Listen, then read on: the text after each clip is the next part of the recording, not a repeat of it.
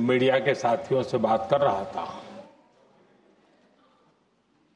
तब मैंने सभी माननीय सांसदों को अपील करते हुए एक बात का उल्लेख किया था। मैंने कहा था कि ये सत्र भारत के विजयोत्सव का सत्र है।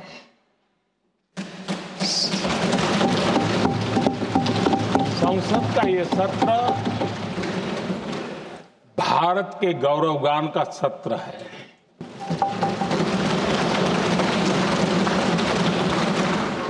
आदरणीय अध्यक्ष जी, जब मैं विजयोत्सव की बात कर रहा हूं, तब मैं कहना चाहूंगा कि ये विजयोत्सव आतंकी हेडक्वार्टर्स को मिट्टी में मिलाने का है।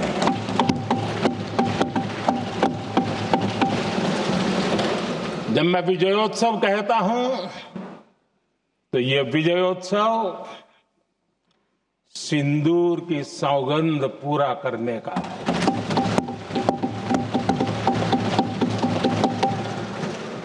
मैं जब ये विजयोत्सव कहता हूं, तो ये भारत की सेना के शौर्य और सामर्थ्य का विजय गाथा कह रहा है।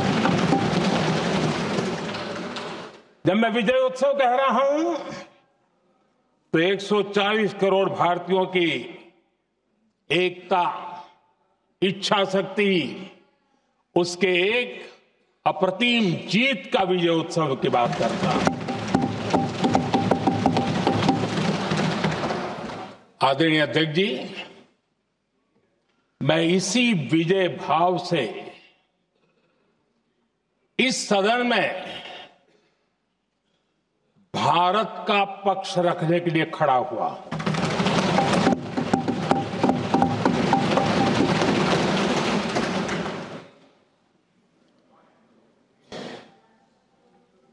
और जिन्हें भारत का पक्ष नहीं दिखता है, उन्हें मैं आईना दिखाने के लिए खड़ा हुआ।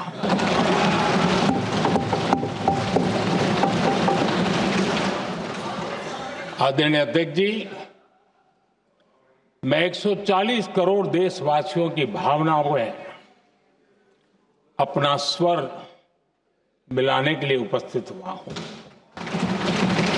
ये 140 करोड़ देशवासियों की भावना के जो गूंज है, जिस सदन में सुनाई दी है, मैं उसे अपना एक स्वर मिलाने खड़ा हुआ।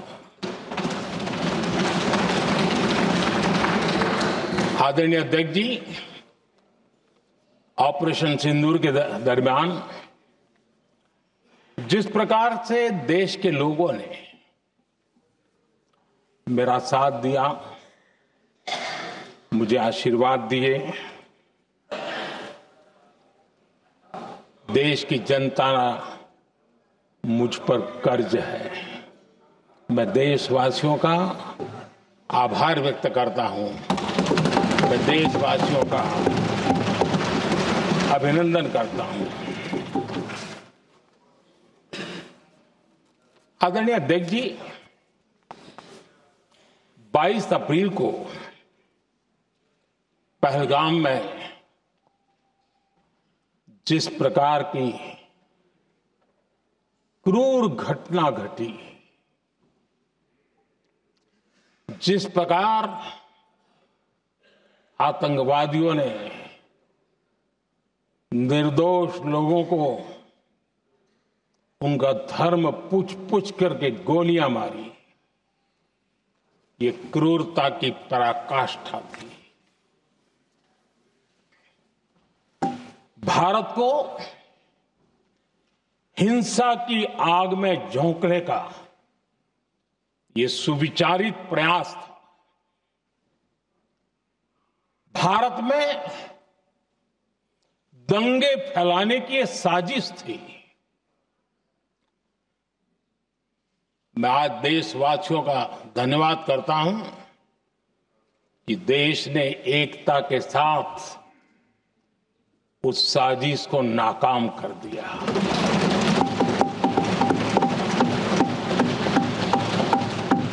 आदरणीय अध्यक्ष जी,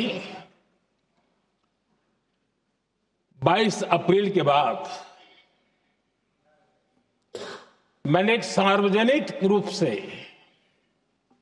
और विश्व को समझ में आए इसलिए कुछ अंग्रेजी में भी वाक्यों का प्रयोग किया था और मैंने कहा था कि हमारा संकल्प है, हम आतंकियों को मिट्टी में मिला देंगे।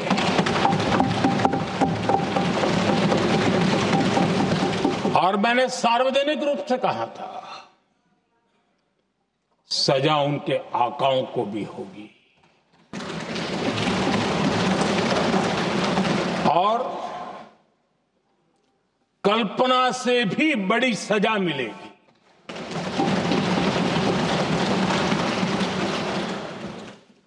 बाईस अप्रैल को मैं विदेश था, मैं तुरंत लौट के आया और आने के तुरंत बाद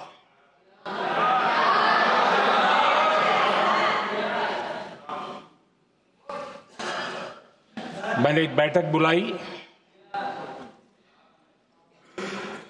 और उस बैठक में हमने साफ साफ निर्देश दिए कि आतंकवाद को करारा जवाब देना होगा और ये हमारा राष्ट्रीय संकल्प है। आदरणीय अध्यक्ष जी, हमें हमारे सैन्य बलों की क्षमता पर पूरा विश्वास है, पूरा भरोसा है उनकी क्षमता पर, उनके सामर्थ्य पर, उनके साहस पर। सेना को कार्रवाई की खुली छूट दे दी गई और यह भी कहा गया कि सेना तय करें कब, कहां, कैसे, किस प्रकार से। ये सारी बातें उस मीटिंग में साफ साफ कह दी गई और कुछ बातें उसमें से मीडिया में शायद रिपोर्ट भी हुई है।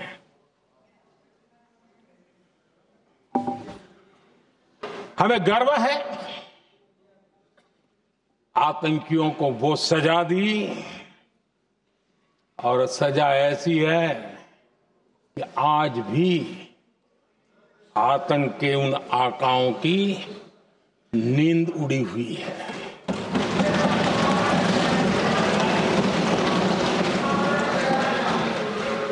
आदरणीय अध्यक्ष जी, मैं हमारी सेना की सफलता के उससे जुड़े भारत के उस पक्ष को सदन के माध्यम से देशवासियों के सामने रखना चाहता हूं। पहला पक्ष, पहलगाम हमले के बाद से ही पाकिस्तानी सेना को अंदाजा लग चुका था कि भारत कोई बड़ी कार्रवाई करेगा। उनके तरफ से न्यूक्लियर की धमकियों के भी बयान आना शुरू हो चुके थे। भारत ने 6 मई रात और 7 मई सुबह जैसा तय किया था वैसी कार्रवाई की और पाकिस्तान कुछ नहीं कर पाया। 22 मिनट में 22 अप्रैल का बदला निर्धारित लक्ष्य के साथ हमारी सेना ने ले लिया। दूसरा पक्ष, आदरणीय अध्यक्ष जी, पाकिस्तान के साथ हमारी लड़ाई की तो कई बार हुई, लेकिन ये पहली ऐसी भारत की रणनीति बनी कि जिसमें पहले जहां कभी नहीं गए थे वहां हम पहुंचे। पाकिस्तान के कोने कोने में आतंकी अड्डों को धुआं धुआं कर दिया गया।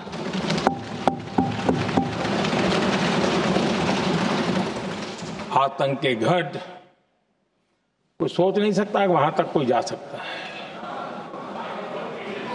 बहावलपुर और मुर्ग के उसको भी जमीन दोस्त कर दिया गया। आदरणीय अध्यक्ष जी, हमारे सेनाओं ने आतंकी अड्डों को तबाह कर दिया। तीसरा पक्ष, पाकिस्तान की न्यूक्लियर धमकी को हमने झूठा साबित कर दिया।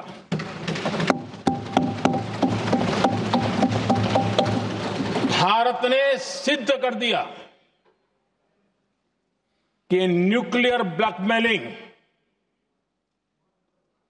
अब नहीं चलेगा और न ही ये न्यूक्लियर ब्लैकमेलिंग के सामने भारत झुकेगा।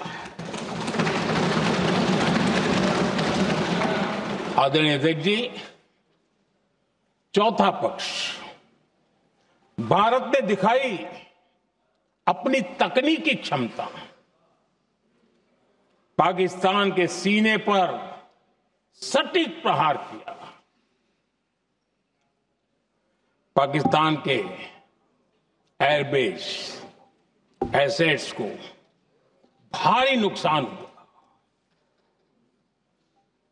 और आज तक उनके कई एयरबेस आईसीयू में पड़े हैं। आज टेक्नोलॉजी आधारित युद्ध का युग है। ऑपरेशन सिंदूर इस महारत में भी सफल सिद्ध हुआ है।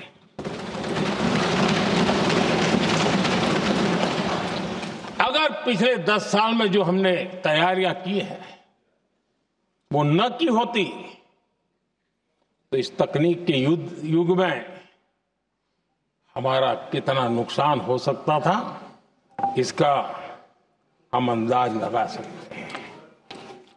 पांचवा पक्ष,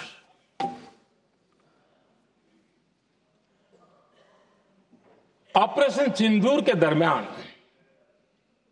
पहली बार हुआ जब आत्मनिर्भर भारत की ताकत को दुनिया ने पहचाना। Made in India drone, made in India missile ने पाकिस्तान के हथियारों की पोल खोल करके रख दी।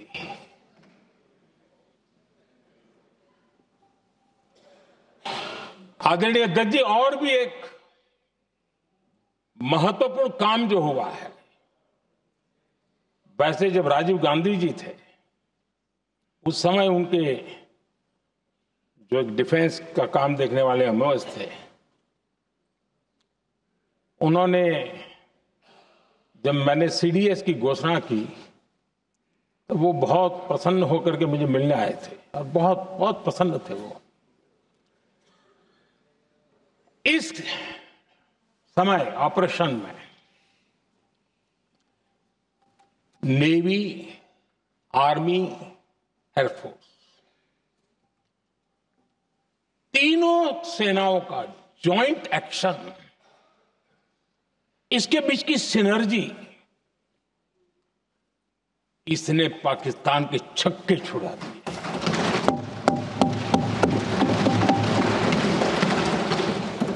आदरणीय अध्यक्ष जी, आतंक की घटनाएं पहले भी देश में होती थी, लेकिन पहले आतंकवादियों के मास्टरमाइंड निश्चिंत होते थे और वो आगे की तैयारी में लगे रहते थे। उनको पता था कुछ नहीं होगा। लेकिन अब स्थिति बदल गई है। अब हमले के बाद मास्टरमाइंड को नींद नहीं आती। उनको पता है कि भारत आएगा और मार के जाएगा।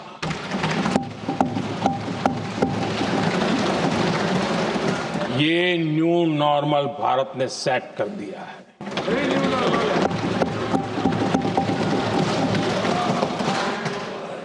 आदरणीय अध्यक्ष जी, दुनिया ने देख लिया कि हमारी कार्यवाही का दायरा कितना बड़ा, स्केल कितना बड़ा।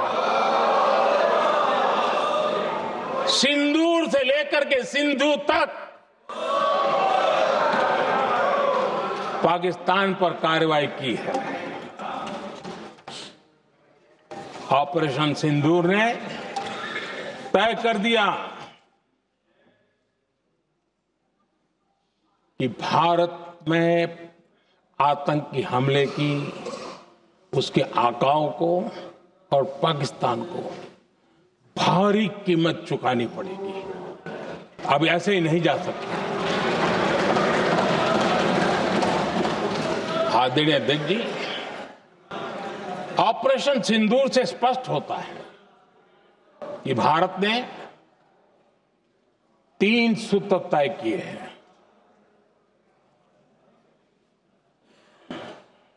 अगर भारत पर आतंकी हमला हुआ तो हम अपने तरीके से, अपनी शर्तों पर, अपने समय पर जवाब दे करके रहेंगे।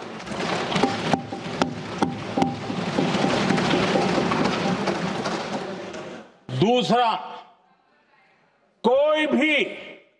कोई भी न्यूक्लियर ब्लैकमेल अब नहीं चलेगा।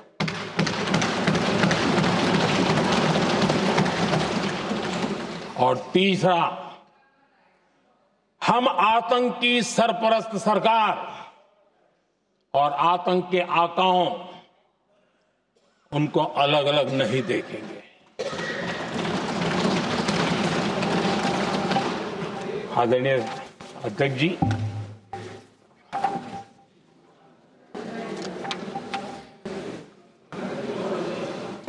यहां पर विदेश नीति को लेकर के भी काफी बातें कही गई।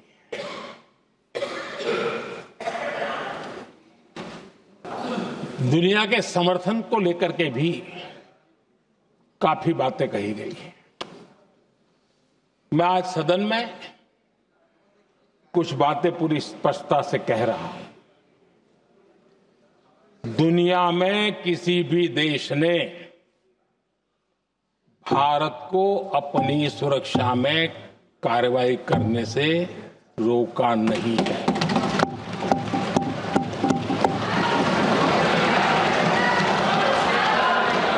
संयुक्त राष्ट्र 193 कंट्रीज,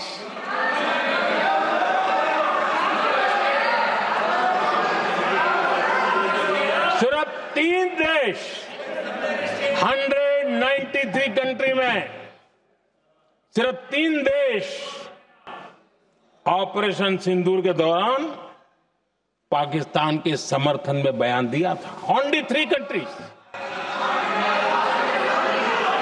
क्वाड हो, ब्रिक्स हो, फ्रांस, रूस, जर्मनी, कोई भी देश का नाम ले लीजिए, तमाम देश दुनिया भर से भारत को समर्थन मिला है।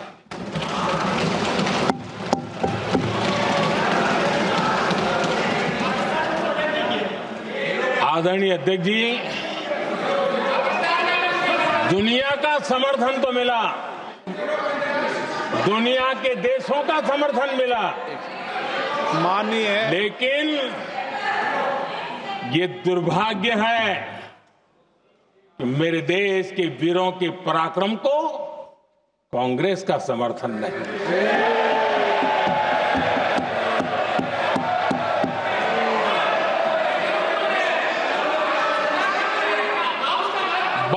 अप्रैल के बाद 22 अप्रैल के आतंकी हमले के बाद 3-4 दिन में ही ये उछल रहे थे और कहना शुरू कर दिया, कहां गई 56 इंच की छाती, कहां खो गया मोदी, मोदी तो फेल हो गया। क्या मजा ले रहे थे, उनको लगता है वाह बाजी मार ली। उनको पहलगाम के निर्दोष लोगों की हत्या में भी वो अपनी राजनीति तराशते थे।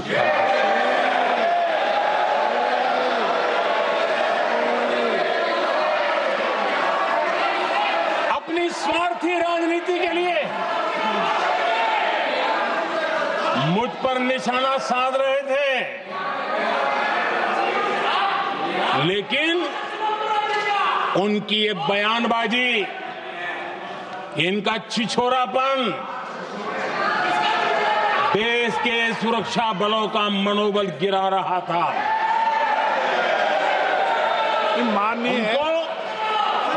माननीय प्रतिपक्ष के नेता, एक मिनट, प्रतिपक्ष के नेता आपकी बात सबने ध्यान से सुनी। आप बेटे कांग्रेस कर रहे हैं और कुछ नेताओं को से ये उचित नहीं है आपके लिए। न भारत के सामर्थ्य पर भरोसा है और न ही भारत की सेनाओं पर। इसलिए वो लगातार ऑपरेशन सिंदूर पर सवाल उठा रहे हैं।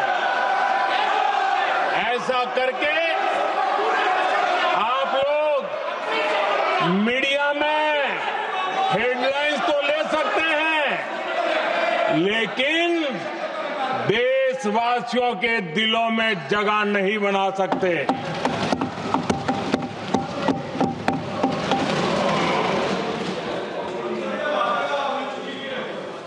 आदरणीय सभापति जी, आदरणीय अध्यक्ष जी,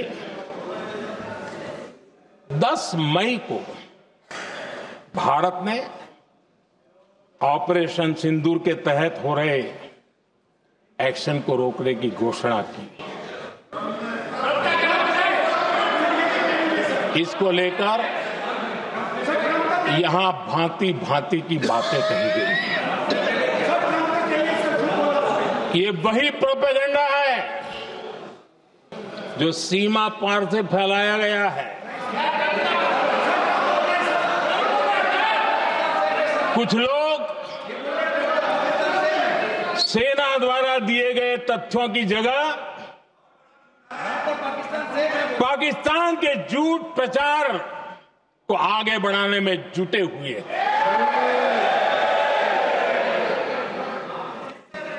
जबकि भारत का रुख हमेशा स्पष्ट रहा है।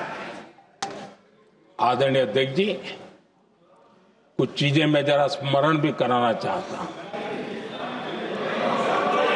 जब सर्जिकल स्ट्राइक हुआ, उस समय हमने लक्ष्य तय किया था, हमारे जवानों को तैयार करके कि हम उनके इलाके में जाकर के आतंकियों के जो लॉन्चिंग पैड है उनको नष्ट करेंगे। और सर्जिकल स्ट्राइक, एक रात के उस ऑपरेशन में हमारे लोग सूर्योदय होते होते काम पूरा करके वापस आए। लक्ष्य निर्धारित था कि ये करना है। जब बालाकोट एयर स्ट्राइक किया तो हमारा लक्ष्य तय था कि आतंकियों के जो ट्रेनिंग सेंटर्स है, इस बार हम उसको तबाह करेंगे, और हमने वो भी करके दिखाया। ऑपरेशन सिंदूर के समय हमारा लक्ष्य तय था, और हमारा लक्ष्य था कि आतंक के जो एपी सेंटर है और पहलगाम के आतंकियों को जहां से पुरजोश योजना बनी, ट्रेनिंग मिली, व्यवस्था मिली, उस पर हमला करेंगे। हमने उनके नाभि पर हमला कर दिया।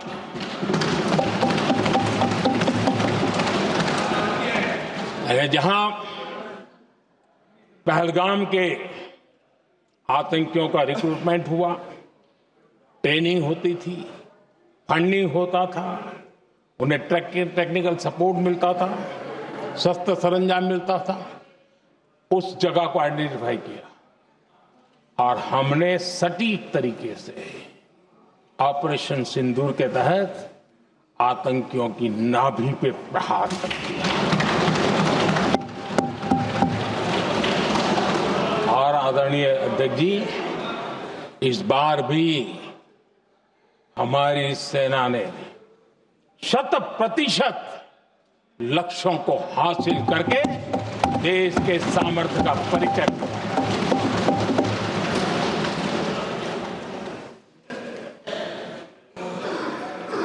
कुछ लोग जानबूझ करके कुछ चीजें भूलने में इंटरेस्टेड होते हैं।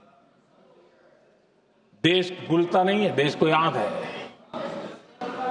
6 रात और 7 मई सुबह ऑपरेशन हुआ था और 7 मई को सुबह भारत ने प्रेस कॉन्फ्रेंस हमारी सेना ने की और इस प्रेस कॉन्फ्रेंस में भारत ने स्पष्ट कर दिया था और पहले दिन से क्लियर था कि हमारा लक्ष्य है आतंकियों के आका, आतंकियों की जो व्यवस्थाएं जहां से होती है वो, और उनके अड्डे, उनको हम ध्वस्त करना चाहते थे। और हमने प्रेस कॉन्फ्रेंस में कह दिया था, हमने हमारा काम कर दिया है, हमने जो तय किया था पूरा कर दिया है। और इसलिए 6-7 मई को ऑपरेशन हमारे यहां संतोषजनक होने के तुरंत बाद, कल जो राजनाथ जी ने कहा था, मैं डंके की चोट पर दोबारा दोहराता हूं, भारत की सेना ने पाकिस्तान की सेना को चंद मिनटों में बता दिया कि हमारा ये लक्ष्य था, हमने ये लक्ष्य पूरा कर दिया है, ताकि उनको पता चले और हमें भी पता चले कि उनके दिल दिमाग में क्या चलता है।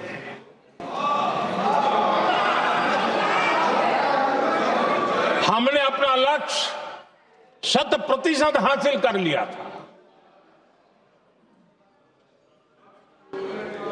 और पाकिस्तान में समझदारी होती तो आतंकियों के साथ खुलेआम खड़े रहने की गलती न करता। उसने निर्लज्ज होकर के आतंकवादियों के साथ खड़े रहने का फैसला किया। हम पूरी तरह तैयार थे, हम भी मौके की तलाश में थे, लेकिन हमने दुनिया को बताया था हमारा लक्ष्य आतंकवाद है, आतंकवादी आका है, आतंकवादी ठिकाने हैं, वो हमने पूरा कर दिया। लेकिन जब पाकिस्तान ने आतंकियों की मदद में आने का फैसला किया और मैदान में उतरने की हरकत की, तो भारत की सेना ने सालों तक याद रह जाए ऐसा करारा जवाब दे करके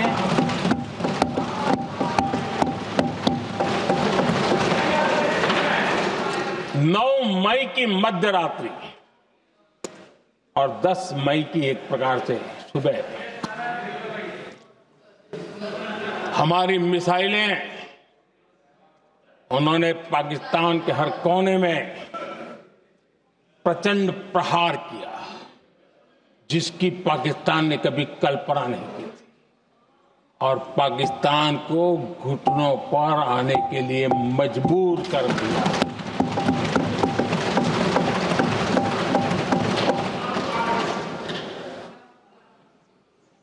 और आपने टीवी में भी देखा है, वहां से क्या बयान आते थे। पाकिस्तान के लोग, अरे मैं तो स्विमिंग पूल में नहा रहा था, कोई कह रहा था मैं तो दफ्तर जाने की तैयारी कर रहा था। हम कुछ सोचे पहले तो भारत ने तो हमला कर दिया। ये पाकिस्तान के लोगों के बयान है और देश ने देखे हैं। स्विमिंग पूल में नहा रहा था।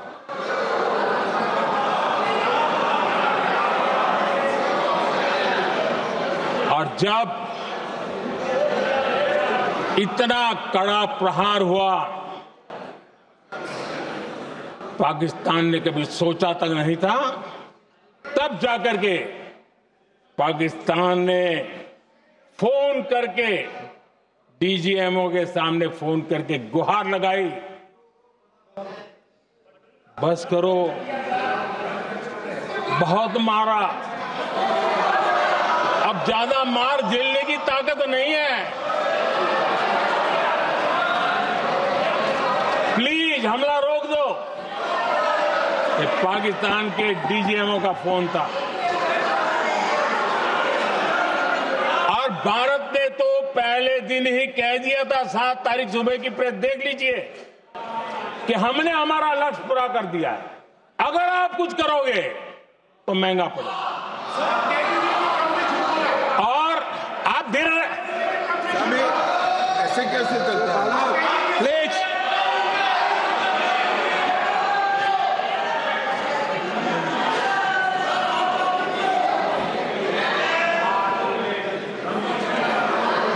मैं आज दोबारा कह रहा हूं, ये भारत की स्पष्ट नीति थी, सुविचारित नीति थी, सेना के साथ मिलकर के तय की हुई नीति थी, और वे ये थी कि हम आतंक, उनके आका, उनके ठिकाने, ये हमारा लक्ष्य है। और हमने कहा, पहले दिन प्रेस कॉन्फ्रेंस में कहा है कि हमारा एक्शन नॉन एक्सीलेटरी है, ये हमने कह करके किया है। और इसके लिए साथियों हमने हमला रोका। अध्यक्ष जी, दुनिया के किसी भी नेता ने भारत के ऑपरेशन रोकने के लिए नहीं कहा।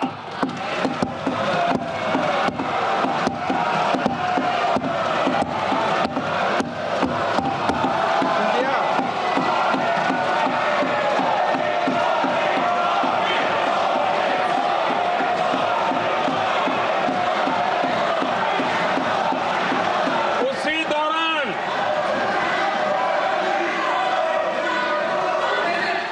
9 तारीख को रात को अमेरिका के उपराष्ट्रपति जी ने मुझसे बात करने का प्रयास किया। वो घंटे भर कोशिश कर रहे थे, लेकिन मेरी सेना के साथ मीटिंग चल रही थी, तो मैंने उनका फोन उठा नहीं पाया। बाद में मैंने उनको कॉल बैक किया। मैंने कहा कि आपका फोन था, 3-4 बार आपका फोन आ गया, क्या है? तो अमेरिका के उपराष्ट्रपति जी ने मुझे फोन पे बताया कि पाकिस्तान बहुत बड़ा हमला करने वाला है, ये उन्होंने मुझे बताया। मेरा जो जवाब था, जिनको समझ नहीं आता है उनको तो नहीं आएगा,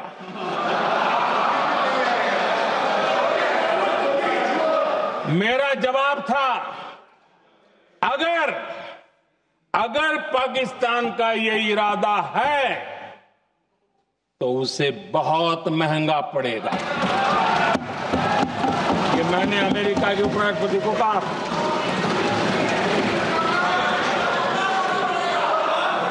अगर पाकिस्तान हमला करेगा तो हम बड़ा हमला कर करके जवाब देंगे, ये मेरा जवाब था।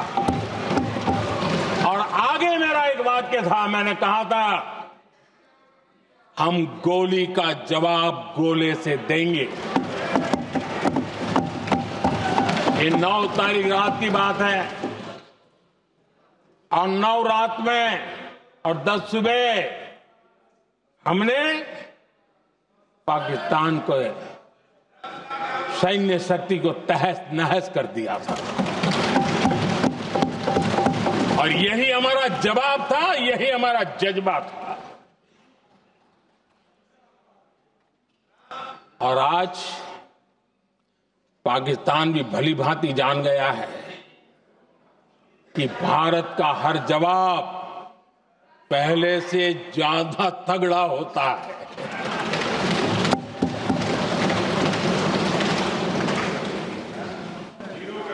उसे यह भी पता है कि अगर भविष्य में नौबत आई तो भारत आगे कुछ भी कर सकता है। और इसलिए मैं फिर से लोकतंत्र के इस मंदिर में दोहराना चाहता हूं, ऑपरेशन सिंदूर जारी है।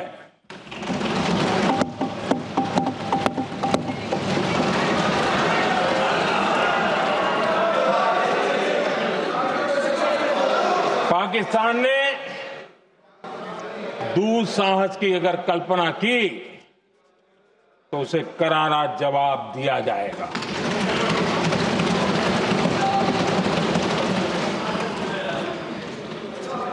आदरणीय अध्यक्ष जी, आज का भारत आत्मविश्वास से भरा हुआ है।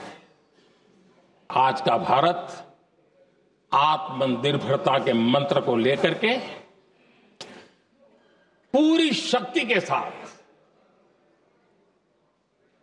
तेज गति से आगे बढ़ रहा है।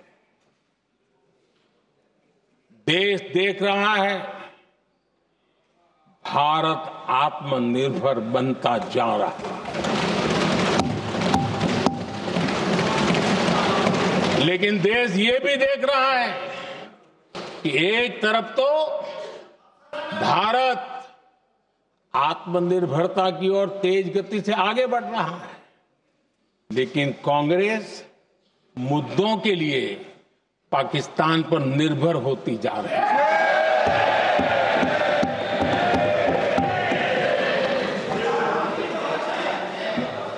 मैं आज पूरा दिन देख रहा था, जो 16 घंटे से जो चर्चा चल रही है, दुर्भाग्य से। प्लीज बैठिए, सब जवाब दे दिया आपका, आप सुनते नहीं, सबका जवाब दे दिया। प्लीज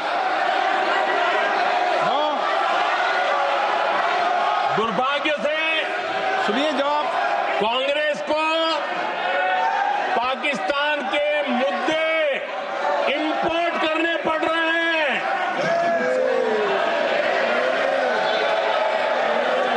आदरणीय अध्यक्ष जी, आज के वॉरफेयर में इंफॉर्मेशन और नैरेटिव्स की प्लीज बैठिए। बहुत बड़ी भूमिका है। नैरेटिव घड़ करके, एआई का भी भरपूर उपयोग करके सेनाओं के मनोबल को कमजोर करने के खेल भी खेले जाते हैं। जनता के अंदर अविश्वास पैदा करने के भी भरपूर प्रयास होते हैं। दुर्भाग्य से कांग्रेस और उसके सहयोगी पाकिस्तान के ऐसे ही प्रपंच के प्रवक्ता बन चुके हैं।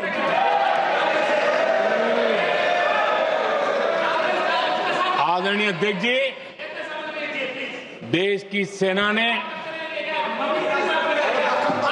आदरणीय अध्यक्ष जी, ये तरीका है देश की सेना ने, बैठिए बैठिए, देश की सेना ने सर्जिकल स्ट्राइक की। सर्जिकल स्ट्राइक एक रात के उस ऑपरेशन में हमारे लोग सूर्योदय होते होते काम पूरा करके वापस आए। लक्ष्य निर्धारित था कि ये करना है। जब बालाकोट एयर स्ट्राइक किया तो हमारा लक्ष्य तय था कि आतंकियों के जो ट्रेनिंग सेंटर्स है इस बार हम उसको तबाह करेंगे, और हमने वो भी करके दिखाया। ऑपरेशन सिंदूर के समय हमारा लक्ष्य तय था, और हमारा लक्ष्य था कि आतंक के जो एपी सेंटर है और पहलगाम के आतंकियों को जहां से पुरजोश योजना बनी, ट्रेनिंग मिली, व्यवस्था मिली, उस पर हमला करेंगे। हमने उनके नाभि पर हमला कर दिया।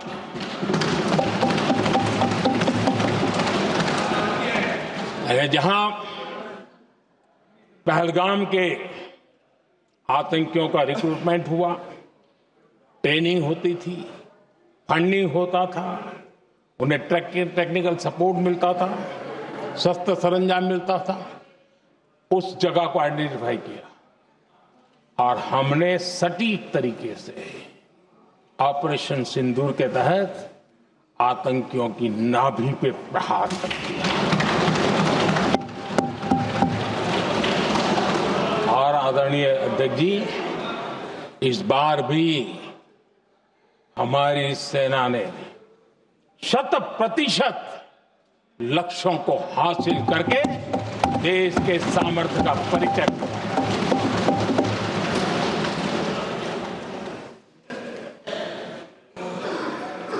कुछ लोग जानबूझ करके कुछ चीजें भूलने में इंटरेस्टेड होते हैं।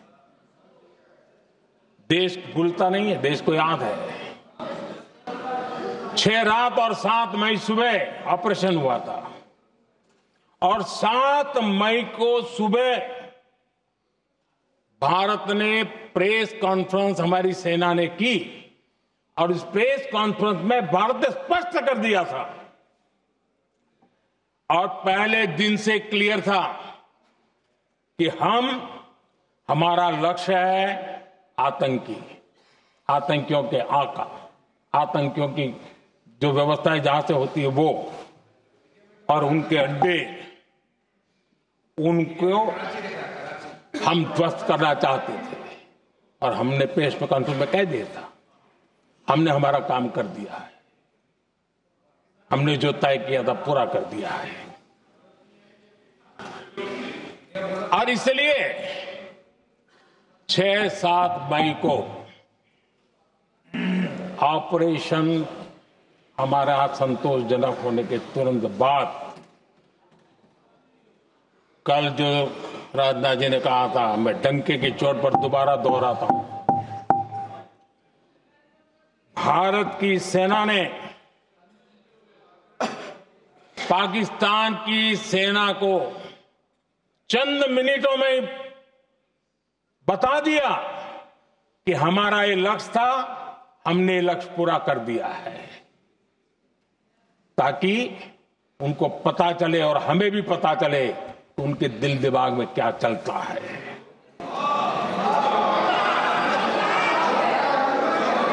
हमने अपना लक्ष्य 100% हासिल कर लिया था,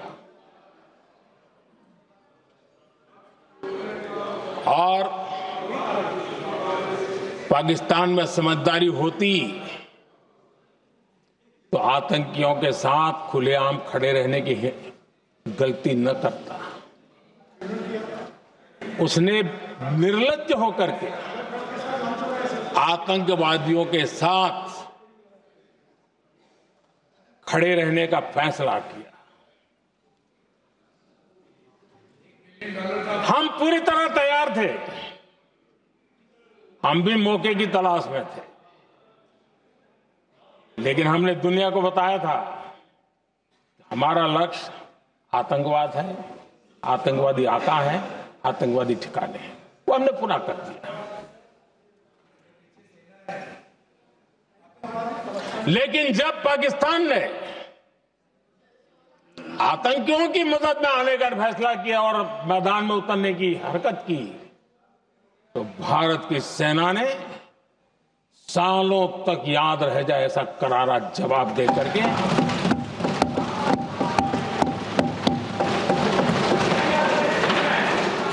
9 मई की मध्य रात्रि और 10 मई की एक प्रकार से सुबह हमारी मिसाइलें उन्होंने पाकिस्तान के हर कोने में प्रचंड प्रहार किया, जिसकी पाकिस्तान ने कभी कल्पना नहीं की थी, और पाकिस्तान को घुटनों पर आने के लिए मजबूर कर दिया।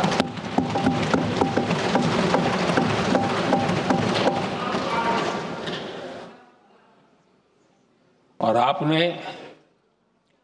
टीवी में भी देखा है, वहां से क्या बयान आते थे। पाकिस्तान के लोग, अरे मैं तो स्विमिंग पूल में नहा रहा था, कोई कह रहा था मैं तो दफ्तर जाने की तैयारी कर रहा था, हम कुछ सोचे पहले तो भारत ने तो हमला कर दिया। ये पाकिस्तान के लोगों के बयान है और देश ने देखे हैं। स्विमिंग पूल में नहा रहा था।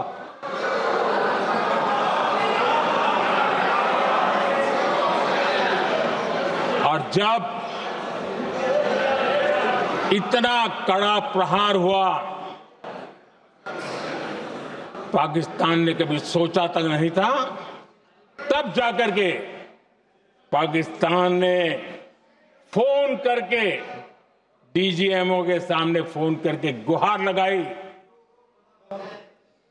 बस करो, बहुत मारा, अब ज्यादा मार झेलने की ताकत नहीं है, प्लीज हमला रोक दो। ये पाकिस्तान के डीजीएमओ का फोन था। और भारत ने तो पहले दिन ही कह दिया था, 7 तारीख सुबह की प्रेस देख लीजिए, कि हमने हमारा लक्ष्य पूरा कर दिया है, अगर आप कुछ करोगे तो महंगा पड़ेगा। और आप धीरे ऐसे कैसे चलता है? प्लीज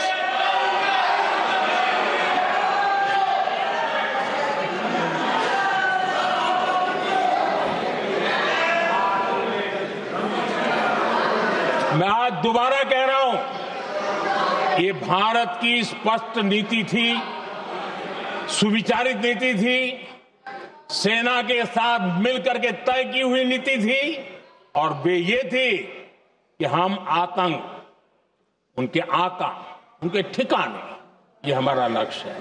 और हमने कहा, पहले दिन प्रेस कॉन्फ्रेंस में कहा है कि हमारा एक्शन नॉन एक्सीलेटरी है, ये हमने कह करके किया है। और इसके लिए साथियों हमने हमला रोका। अध्यक्ष जी,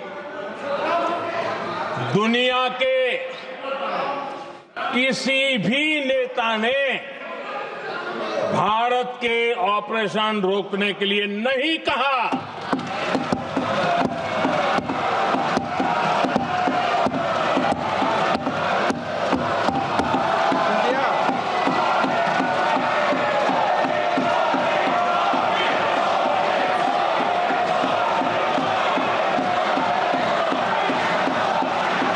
उसी दौरान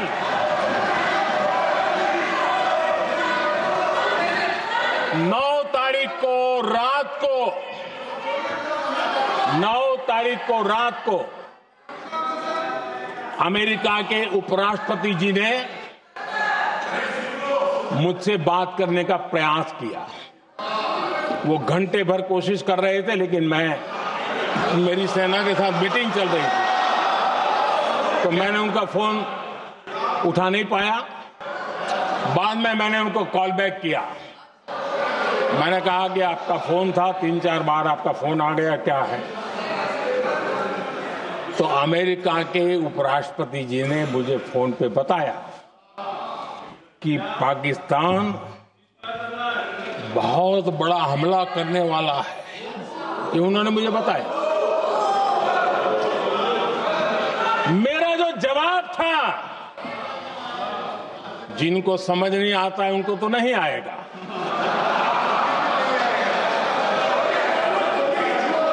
मेरा जवाब था, अगर पाकिस्तान का ये इरादा है तो उसे बहुत महंगा पड़ेगा। ये मैंने अमेरिका के उपराष्ट्रपति को कहा।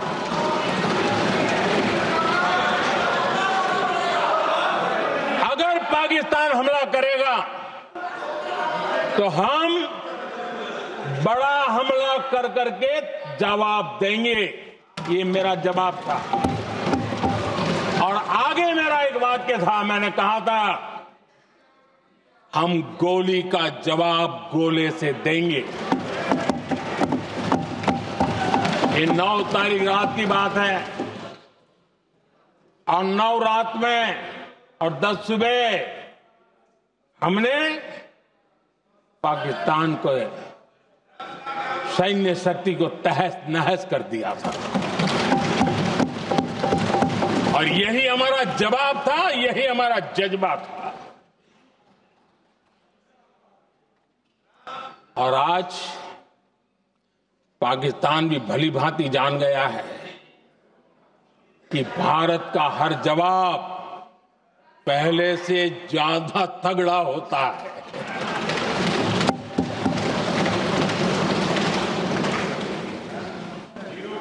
उसे यह भी पता है कि अगर भविष्य में नौबत आई तो भारत आगे कुछ भी कर सकता है। और इसलिए मैं फिर से लोकतंत्र के इस मंदिर में दोहराना चाहता हूं, ऑपरेशन सिंदूर जारी है।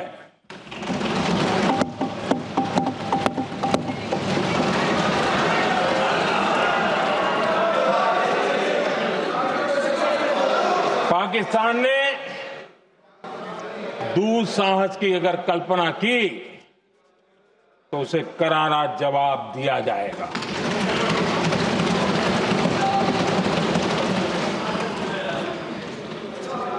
आदरणीय अध्यक्ष जी,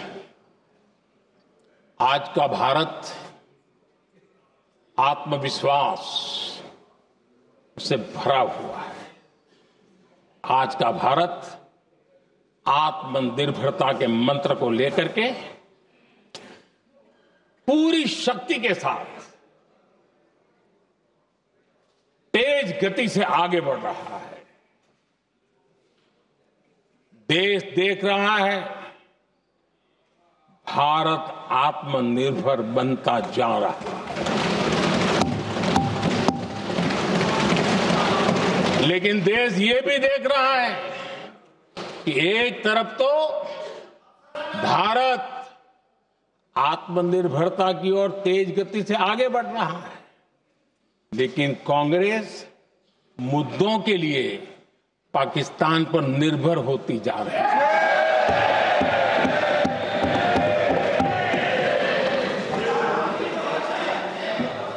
मैं आज पूरा दिन देख रहा था, जो 16 घंटे से जो चर्चा चल रही है, दुर्भाग्य से।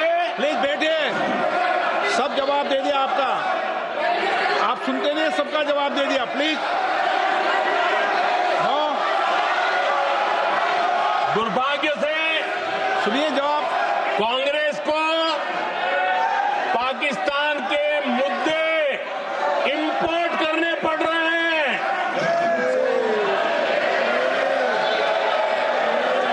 आदरणीय अध्यक्ष जी,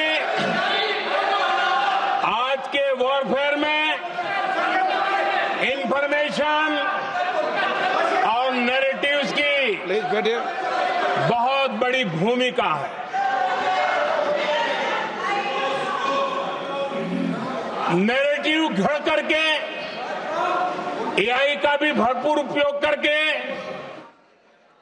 सेनाओं के मनोबल को कमजोर करने के खेल भी खेले जाते हैं। जनता के अंदर अविश्वास पैदा करने के भी भरपूर प्रयास होते हैं। दुर्भाग्य से कांग्रेस और उसके सहयोगी पाकिस्तान के ऐसे ही प्रपंच के प्रवक्ता बन चुके हैं।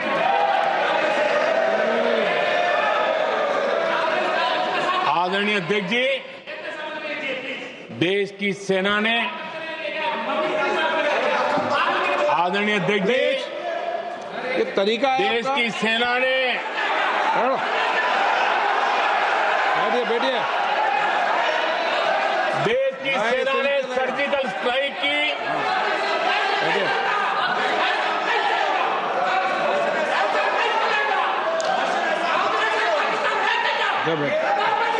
बैठिए बैठिए। आदरणीय अध्यक्ष जी, देश की सेना ने सफलतापूर्वक सर्जिकल स्ट्राइक की तो तुरंत कांग्रेस वालों ने सेना से सबूत मांगे थे। लेकिन जब उन्होंने देश का मूड देखा, देश का मिजाज देखा, तो सुर उनके बदलने लगे और बदल करके क्या कहने लगे? कांग्रेस के लोगों ने कहा, ये सर्जिकल स्ट्राइक क्या बड़ी बात है, ये तो हमने भी की थी। एक ने कहा 3 सर्जिकल स्ट्राइक की थी, दूसरे ने कहा 6 सर्जिकल स्ट्राइक की थी, तीसरे ने कहा 15 सर्जिकल स्ट्राइक की थी। जितना बड़ा नेता उतना बड़ा आंकड़ा चल रहा था।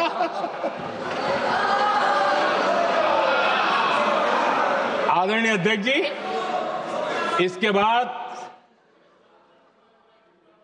बालाकोट में सेना ने एयर स्ट्राइक की। अब एयर स्ट्राइक तो ऐसी थी कि वो कुछ कह नहीं सकते थे, इसलिए ये तो नहीं कहा कि भाई हमने भी की थी। उसमें तो उन्होंने समझदारी दिखाई, लेकिन फोटो मांगने लगे। एयर स्ट्राइक हुई तो फोटो दिखाओ, क्या कहां गिरा, क्या तोड़ा, कितने मरे, बस यही पूछते रहे। पाकिस्तान भी यही पूछता था, ये भी यही पूछते थे। इतना ही नहीं, आदरणीय अध्यक्ष जी, जब पायलट अभिनंदन पकड़े गए तो पाकिस्तान में तो खुशी का माहौल होना स्वाभाविक था कि उनके हाथ में भारत की सेना का एक पायलट उनके हाथ लगा था। लेकिन यहां पर भी कुछ लोग थे जो कानों कानों में कह रहे थे,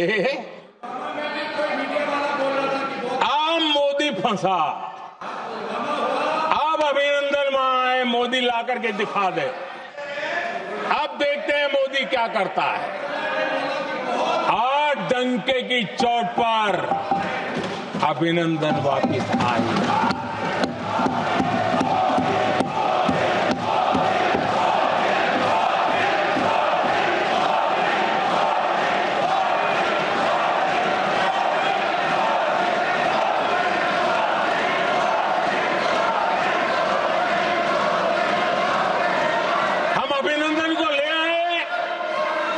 तो इनकी बोलती बंद हो गई। इनको लगा यार कि नसीब वाला आदमी है, हमारा हथियार हाथ से निकल गया। आदरणीय अध्यक्ष जी, पहलगाम हमले के बाद हमारा बीएसएफ का एक जवान पाकिस्तान के कब्जे में गया, तो फिर इनको लगा वाह बड़ा मुद्दा हाथ में आ गया है, हम मोदी फंस जाएगा। अब तो मोदी की फजीयत जरूर होगी और उनकी इकोसिस्टम ने सोशल मीडिया में बहुत सारी कथाएं वायरल की कि ये बीएसएफ के जवान का क्या होगा, उसके परिवार का क्या होगा, ये वापस आएगा, कब आएगा, कैसे आएगा, न जाने क्या क्या चला दिया। आदरणीय अध्यक्ष जी, बीएसएफ का वो जवान भी आन बान शान के साथ वापस आए।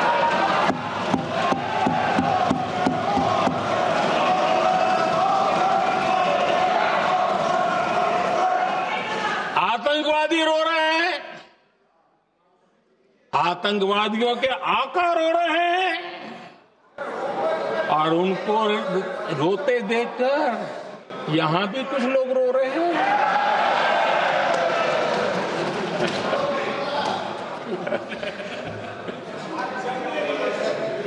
अब देखिए, सर्जिकल स्ट्राइक सर्जिकल स्ट्राइक चल रही थी, उसके बाद उन्होंने एक खेल खेलने की कोशिश की, बात जमी नहीं।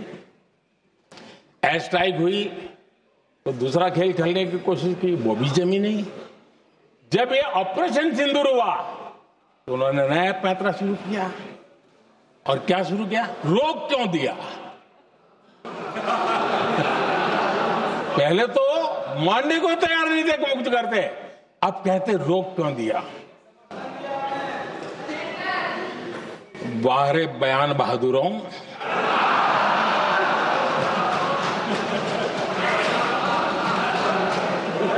आपको विरोध का कोई न कोई बहाना चाहिए,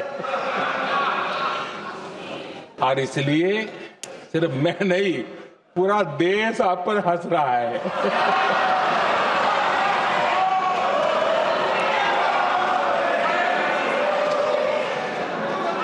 आदरणीय अध्यक्ष जी,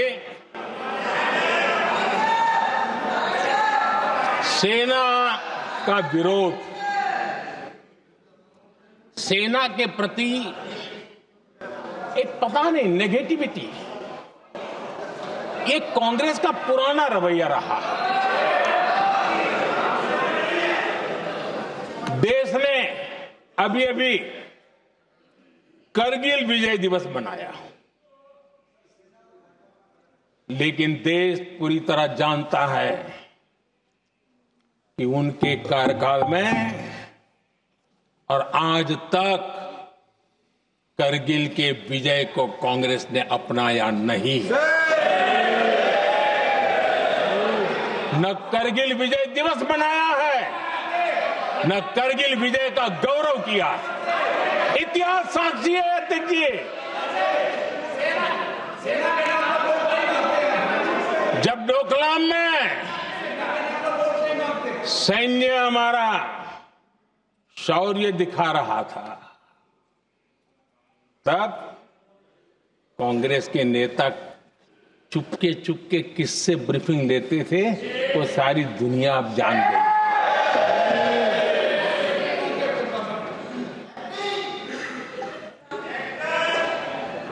आप निकाल दीजिए पाकिस्तान के सारे बयान, और यहां हमारा विरोध करने वाले लोगों के बयान, फुल स्टॉप कॉमा के साथ एक है। क्या कहेंगे इसको? और बुरा लगता है सच बोलते हैं तो। पाकिस्तान के साथ सुर में सुर मिला दिया जाता है। आदरणीय अध्यक्ष जी, देश हैरान है, कांग्रेस ने पाकिस्तान को क्लीन चिट दे दी है।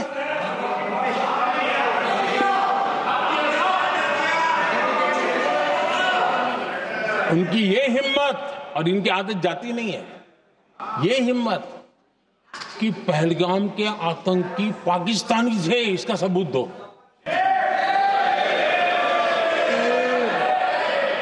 क्या कह रहे हो तुम लोग? तो कौन सा तरीका है? और यही मांग पाकिस्तान कर रहा है जो कांग्रेस कर रही है। और आदरणीय अध्यक्ष जी, आज जब सबूतों की कोई कमी नहीं है, सब कुछ आंखों के सामने दिखता है, तब ये हालत है। अगर ये सबूत ना होते तो क्या करते ये लोग, आप बताइए। आदरणीय अध्यक्ष जी,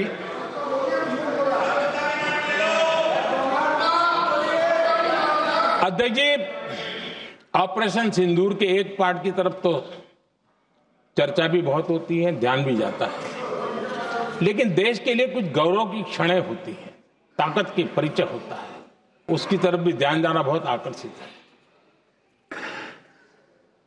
हमारे एयर डिफेंस सिस्टम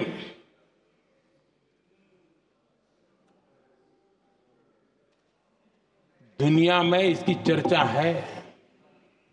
हमारे एयर डिफेंस सिस्टम ने पाकिस्तान की मिसाइल और ड्रोन्स उसको तिनके की तरफ बिखेर दिया था।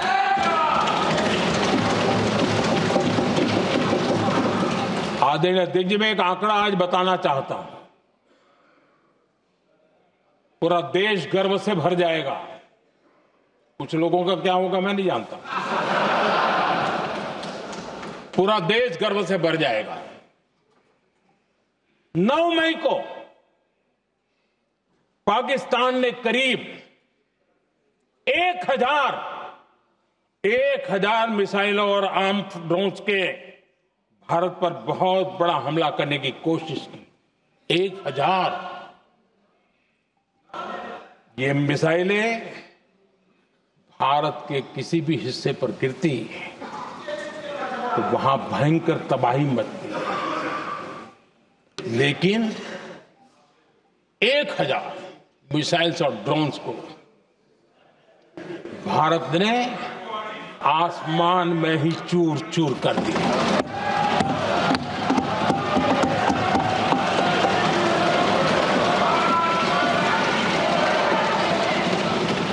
हर देशवासी को इससे गर्व हो रहा। लेकिन जैसे कांग्रेस के लोग इंतजार कर रहे थे, कुछ तो गड़बड़ होगी यार, मोदी मरेगा, कहीं तो फंसेगा।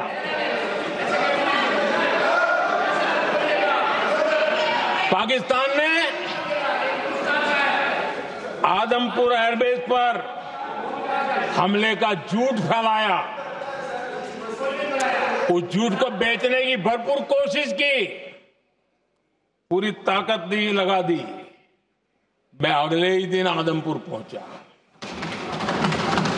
और खुद जाकर के उनके झूठ को मैंने बेनकाब कर दिया। तब जाकर के उनको अकल ठिकाने लगी कि अब ये झूठ चलने वाला नहीं है। आदरणीय अध्यक्ष जी, जो हमारे छोटे दलों के साथी हैं, जो राजनीति में नए हैं, उनको कभी शासन में रहने का अवसर नहीं मिला, उनसे कुछ बातें निकलती मैं समझ सकता हूं। लेकिन कांग्रेस पार्टी ने इस देश में लंबे समय तक राज किया है, उसको शासन की व्यवस्थाओं का पूरा पता है, उन चीजों से वो निकले हुए लोग हैं, उनके लिए शासन व्यवस्था क्या होती इसकी समझ पूरी है, अनुभव है उनके पास। उसके बाद भी विदेश मंत्रालय तुरंत जवाब दे, उसको स्वीकारना नहीं। विदेश मंत्री जवाब दे, इंटरव्यू दे, बार बार बोले, उसको स्वीकारना नहीं। गृह मंत्री बोले, रक्षा मंत्री बोले, किसी पर भरोसा नहीं। जिसने इतने सालों तक राज किया, उनको देश की व्यवस्थाओं पर अगर भरोसा नहीं है, तब शक उठता है कि क्या हालत हो गई है इनकी। आदरणीय अध्यक्ष जी, अब कांग्रेस का भरोसा पाकिस्तान के रिमोट कंट्रोल से बनता है और बदलता है।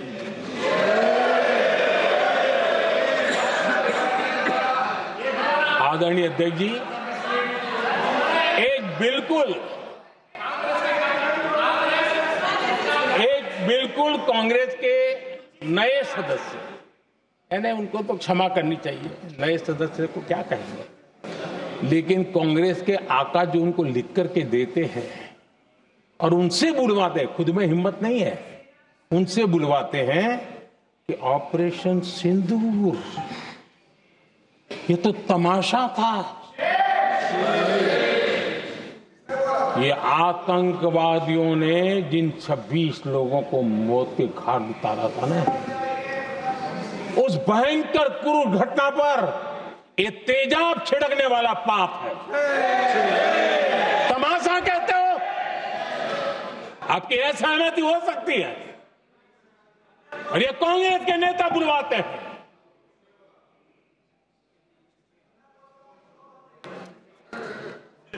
आदरणीय अध्यक्ष जी, पहलगाम के हमलावरों को कल हमारे सुरक्षा बलों ने ऑपरेशन महादेव करके अपने अंजाम तक पहुंचाया।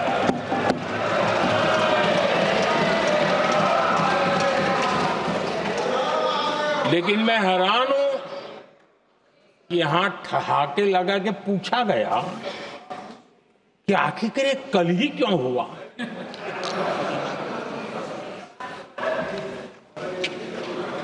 अब ये क्या हो गया है जी, मुझे समझ नहीं आ रहा है।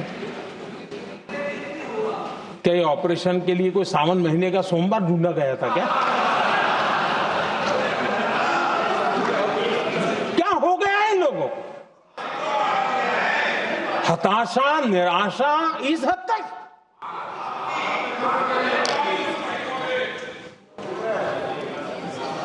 और देखिए मजा, पिछले कई सप्ताह से हाँ ऑपरेशन सिंदूर वगैरह तो ठीक है, पहलगाम के आतंकियों का क्या हुआ, पहलगाम के आतंकियों का अब हुआ तो कल क्यों हुआ?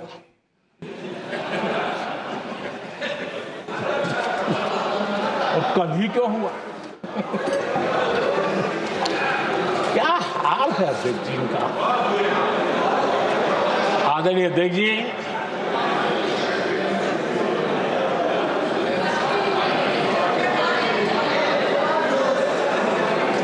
आदरणीय अध्यक्ष जी, शास्त्रों में कहा गया है,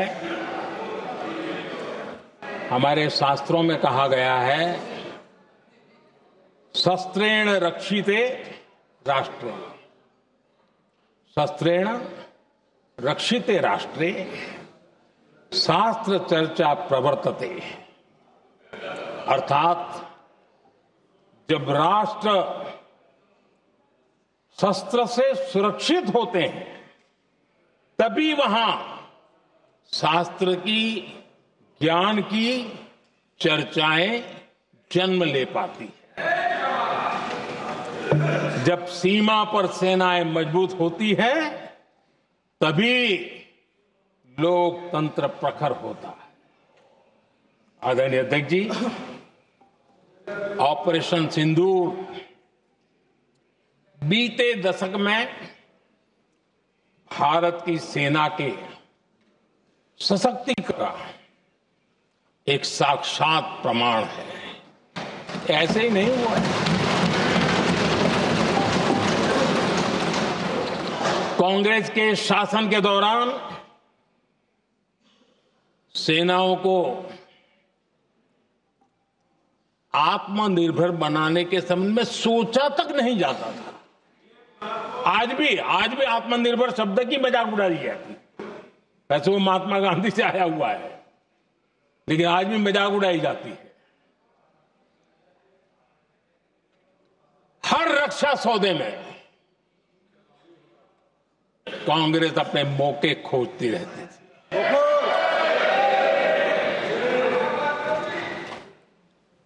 छोटे छोटे हथियारों को लिए विदेशों पर निर्भरता, ये इनका कार्यकाल रहा है। Bullet proof jacket, night vision camera तक नहीं होते थे, और लंबा लिस्ट है। जीप से शुरू होता है, बफो, हेलीकॉप्टर, हर चीज के साथ घोटाला जुड़ा हुआ है। आदरणीय अध्यक्ष जी, हमारी सेनाओं को आधुनिक हथियारों के लिए दशकों तक इंतजार करना पड़ा। आजादी के पहले, और इतिहास गवाह, एक जमाना था जब डिफेंस मैन्युफैक्चरिंग में भारत का आवाज सुनाई देती थी। जिस समय तलवारों से लड़ा जाता था ना, तब भी तलवारें भारत की श्रेष्ठ मानी जाती थी। हम डिफेंस के इक्विपमेंट में आगे थे। लेकिन आजादी के बाद जो एक मजबूत डिफेंस इक्विपमेंट मैन्युफैक्चरिंग का हमारा दायरा था, जो हमारा पूरा इकोसिस्टम था, उसको सोच समझ करके तबाह कर दिया गया, उसको दुर्बल किया गया।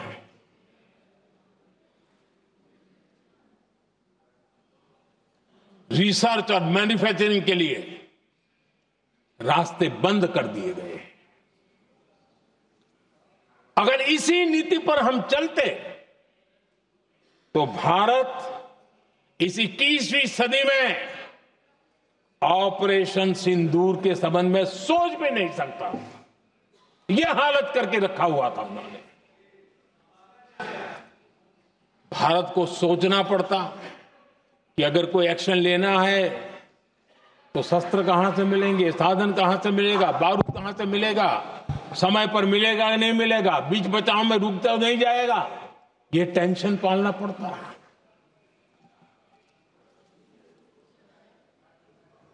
आदरणीय अध्यक्ष जी, बीते एक दशक में मेक इन इंडिया हथियार सेना को मिले, उन्होंने इस ऑपरेशन में बहुत निर्णायक भूमिका निभाई।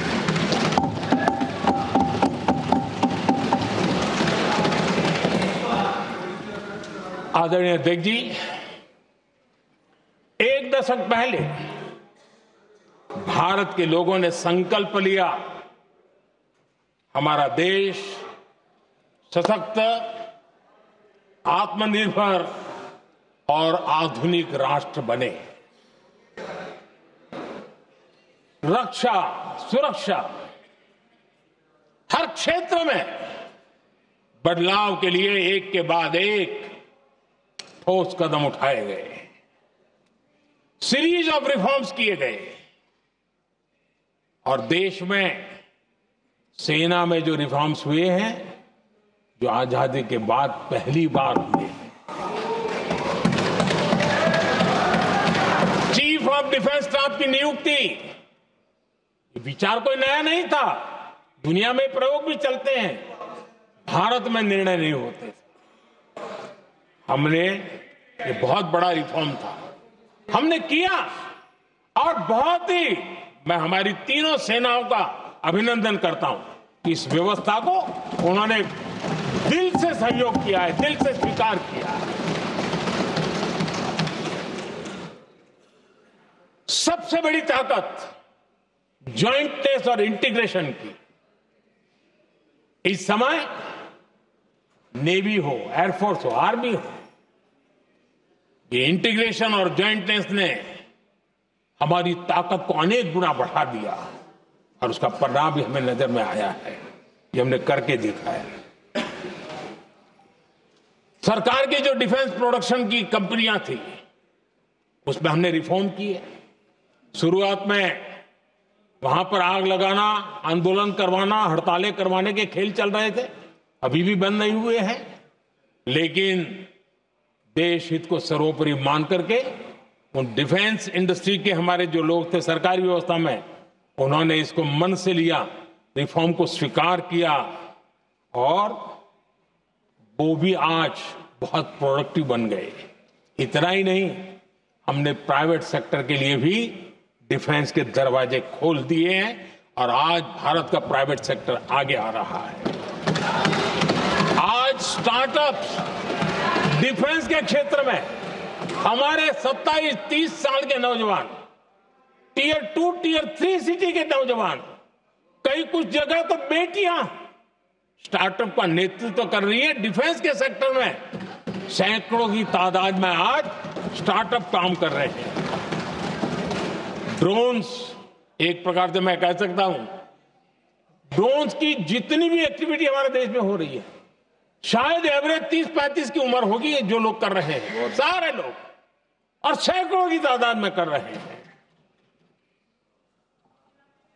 और उसका ताकत, क्योंकि इनका भी योगदान था इसमें, जिन्होंने इस प्रकार के प्रोडक्शन किए हैं, और वो हमें ऑपरेशन सिंदूर में बहुत काम आए। मैं उन सबके प्रयासों को बहुत साधुवाद करता हूं और मैं उनको विश्वास दिलाता हूं आगे बढ़िए, अब देश रुकने वाला नहीं है।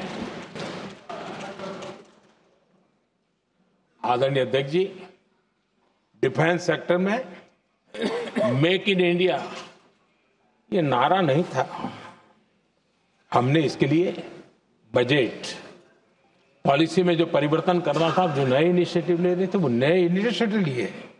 और सबसे बड़ी बात, क्लियर कट विजन के साथ हमने देश में make in India defence sector के अंदर तेज गति से हम आगे बढ़ रहे हैं। आदरणीय अध्यक्ष जी, एक दशक में डिफेंस का बजट लगभग पहले से 3 गुना हुआ है।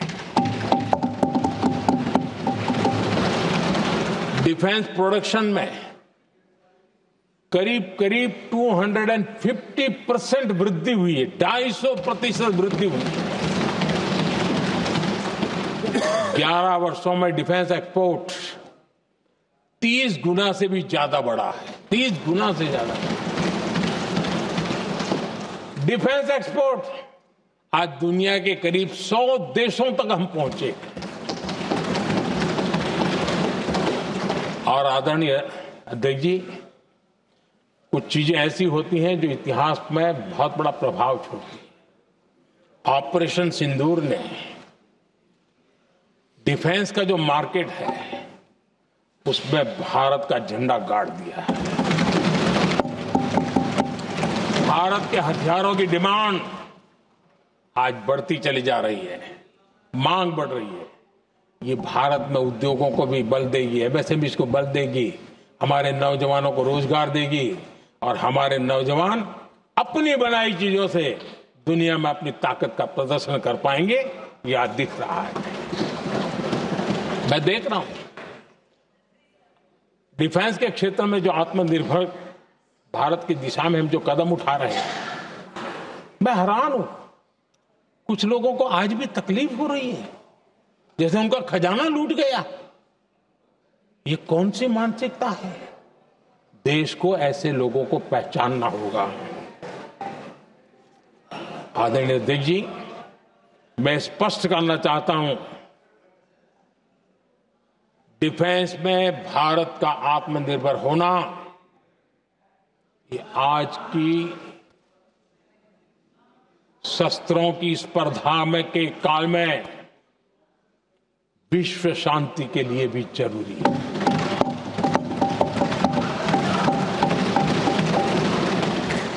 मैं पहले भी कह चुका हूं, भारत युद्ध का नहीं, बुद्ध का देश है। हम समृद्धि, शांति चाहते हैं, लेकिन हम ये कभी न भूले कि समृद्धि का और शांति का रास्ता शक्ति से ही गुजरता है।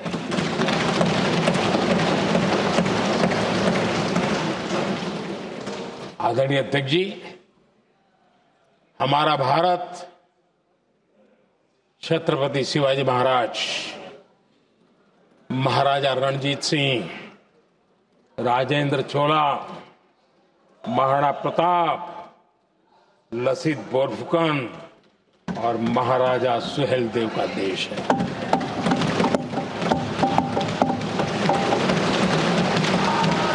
आदरणीय अध्यक्ष जी, हम विकास और शांति के लिए सामरिक सामर्थ्य पर भी फोकस करते हैं।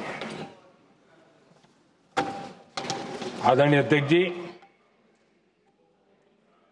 कांग्रेस के पास नेशनल सिक्योरिटी का विजन पहले था और आज तो सवाल ही नहीं उठता है।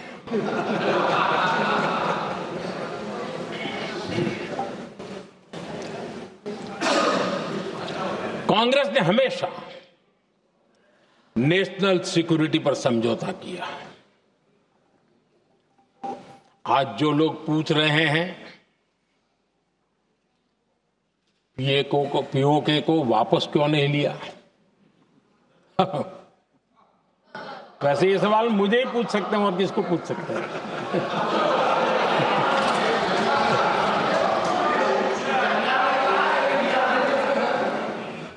लेकिन इसके पहले जवाब देना होगा पूछने वालों को। किसकी सरकार ने पीओके पर पाकिस्तान को कब्जा करने का अवसर दिया था? जवाब साफ है।